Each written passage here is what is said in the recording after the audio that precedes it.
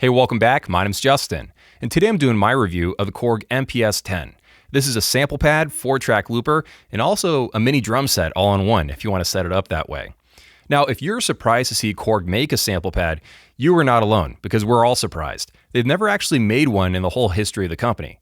They've been making electronic drums for a very long time, though. They've just stuck to hand percussion basically the whole time. So yeah, it's kind of fun to see them put their own unique twist on the formula and see what they would focus on when trying to make a $1,000 multipad. So let's talk about the good, the bad, and whether or not it's worth buying. And as always, I try to let you guys know how I get access to the gear that I'm reviewing. And in this case, it is on loan from Edrum Center, so I can make this review. You know the deal. It's a great drum store that focuses on electronic drums, and I've got a discount link to them in the description. It really helps support what I do here on YouTube.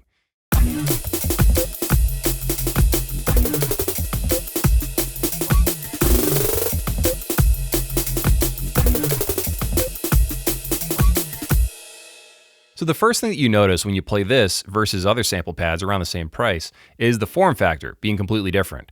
This is a rectangle that wraps around a screen in the middle and also has 10 zones, while most sample pads around it in price only have 9. So it's not a mind-blowing twist on the formula, but it is unique. And what I've noticed is that you end up playing more from side to side instead of up and down, because more of the pads are from side to side instead of being in a perfect square grid. It's also more compact than other sample pads that I've put it next to.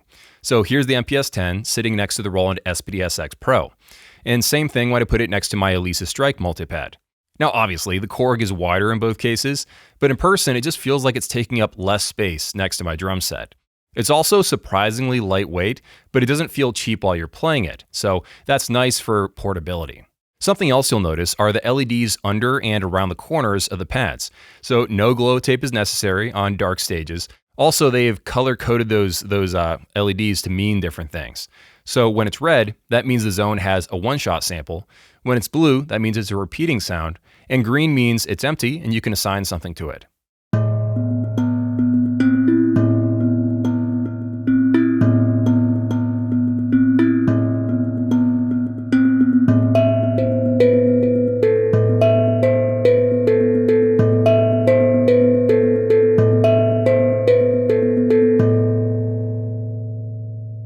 One of the most unique features of the sample pad is the top 4 bumper pads, because they have the ability to send CC data depending on where you're hitting. So they'll still trigger sounds, but as you play from right to left, it's going to act like a single continuous zone. This is genuinely cool, and it reminds me of products from alternate mode. You can use it to adjust filters or effects in real time, but also it unlocks MIDI hacks as well. The downside to using this feature though is that those pads do have sounds on them most of the time. So it's great that I can turn a filter up and down, but I also have to mute the sounds with that top row so there's no random samples being triggered when I'm doing that if, for example, I want to control a filter on top of a loop that I have going. This next feature is honestly kind of minor, but I found it to be incredibly useful. So you know when you're trying to play a full drum set kind of beat, but with just 2 hands?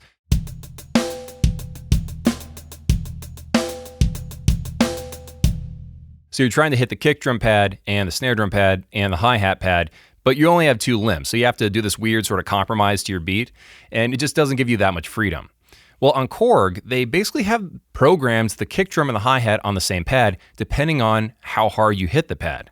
So when you play softly, it's just the hi-hat, and then when you play a little bit harder, it also triggers the kick drum along with the hi-hat. This means that your right hand never has to move, and your left hand can play the snare drum.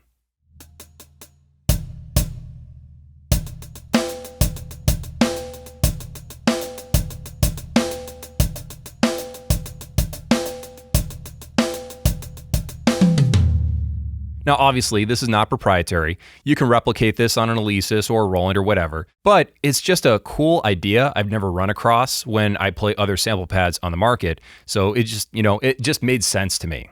But of course, ideally, if you do want to treat this as a full drum set, you'll probably want to plug in a hi-hat pedal and a kick drum pad, which is what I did for most of the playing footage.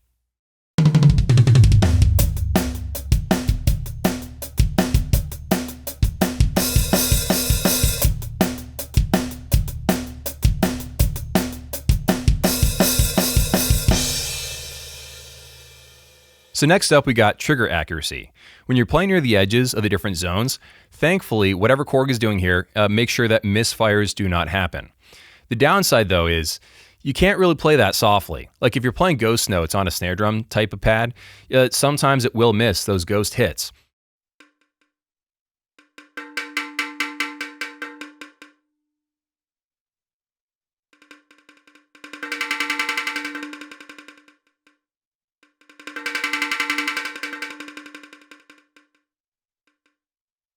You can go into the trigger settings and reduce the retrigger cancel on every single zone, and that will give you more sensitivity than the stock settings allow. But when you do that, you're opening up the possibility of misfires. So I wouldn't really do that. Just be aware that if you're trying to play with a ton of subtlety on these things, that is not like a strength of this device. Now moving over to the specs, this multipad comes with 2,350 instruments. It also does support sample import, and there's a max polyphony of 48, which is actually higher than the Roland SPD-SX Pro. The unit is spec'd with 32 gigabytes of memory, but the real number is going to be 28.2 because the rest is taken up by the built-in sounds. And if you want to modify those sounds, they give you 77 effects to choose from. The initial boot up time of this device is a little bit on the long side, and that's because they're loading every single sound in the beginning, and now you can change kits instantaneously. This alone, the instant loading and the sounds ringing out between kits, is the reason why I like this more than my Alesis Strike Multipad. It makes a big difference.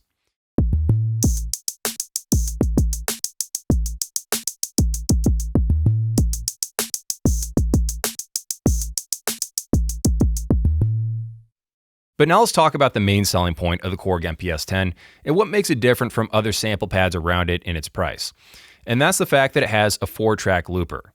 Now, other sample pads do have loopers. Like, Roland and Alesis, you can do all kinds of loops on those devices. But Korg has a 4-track looper with dedicated buttons for each one of those tracks. What this means in practice is that you can easily mute or delete a take multiple tracks behind you in your session. Meanwhile, with other competitors, you don't have that level of control. You can stack tons and tons of loops, but you don't have the ability to go 4 tracks back and actually mute or silence or delete something. And after all this is done, you can export your masterpiece as a WAV file.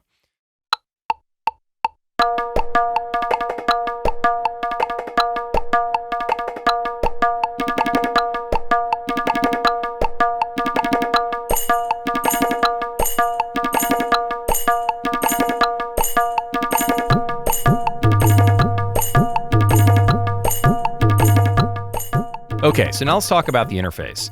If you're like me, it's going to take a while to learn where everything is and how to get around. There's no row of F buttons underneath the screen, so you're going to navigate mostly with 2 clickable control dials on the right and left side. I'm really happy there's a computer editor because, to be honest, I'm just not a fan of the MPS-10 interface. It's not like they haven't laid things out in a way you can access, it's just that it's not very intuitive, at least to me. You can figure it out with the help of their 100-page manual, but I did get frustrated multiple times trying to figure out where certain things are. You're gonna have to read that manual to actually learn this thing inside and out. And to be honest, Korg really should have just made a big hour-long tutorial that explains how everything works, not just rely on a PDF. But thankfully, there is a way to edit this on your computer if you need to do a bunch of in-depth stuff all at once. So the way it works is, you plug your Korg via a USB cable into your computer, you open up Chrome, give it permission to access MIDI, and now you have a nicely laid out way to change most things inside of the Korg MPS-10. I love it. I feel like they do need to work a little bit on the stability of this thing though, because you might find yourself accidentally unconnected even though you didn't bump the cable every now and then. But the program itself, the web app, is very well laid out. What's the port selection like on this? Well, we got a headphone jack, which in my opinion really should have been on the front of the device. We've got master right and left 1/4-inch outs, plus 2 sub outs. There's aux in and mic in, which by the way, you can't use both of those at the same time for some reason. It's either or. There's 2 stereo trigger inputs, which can be split to 4 single zone pads or triggers. There's 2 foot switch inputs, which are handy for live performance. So you could plug in a guitar foot switch, for example, and use it to turn effects on or start a looper or kill all the sounds with a foot tap. And then there's the expression pedal input. It probably works best with the one that they make, but you can also get third-party brands to work with this as well. So far, I've gotten an Alesis keyboard pedal to work in an on-off sort of way. I've gotten a Edrum hi-hat controller to work with this with tiny amount of travel that's actually detected. Same thing with an Alesis electronic drum set pedal. And I also got a Roland, what was it? The VH-10 controller to work with it as well. It had the most travel detected out of all the brands that I tried. Before you try to use hi-hat pedals with this though, go download firmware update 2.0 because it adds a bunch of functionality to this thing and it creates a kit that will automatically work with a hi-hat pedal. I really thought that hi-hat pedals did not work with this until I, downloaded that firmware update because I just feel like it wasn't even detecting open close at all with the older firmware. But just so you know, if you do want to use this as a miniature drum set, you're not going to get a ton of variation between full open and full closed. It's just open and closed, those two states only.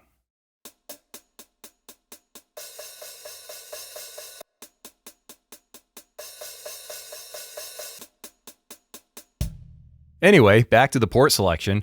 There's 5-pin MIDI out. In the future, it would be nice to see MIDI in added as well in 5-pin form. And finally, you have 2 USB ports. One is for the thumb drive. You're going to use that to update this device, and I believe that's how you get samples onto it as well. And the other one is for MIDI purposes.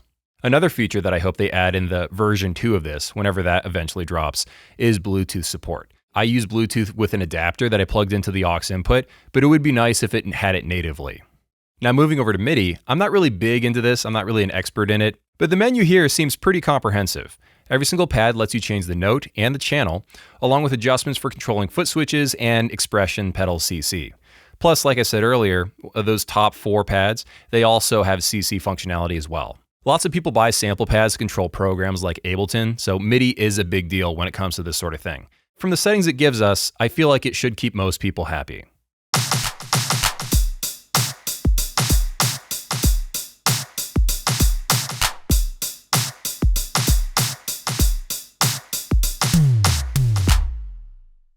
Okay, so now let's talk about the price tag and whether or not it's worth buying.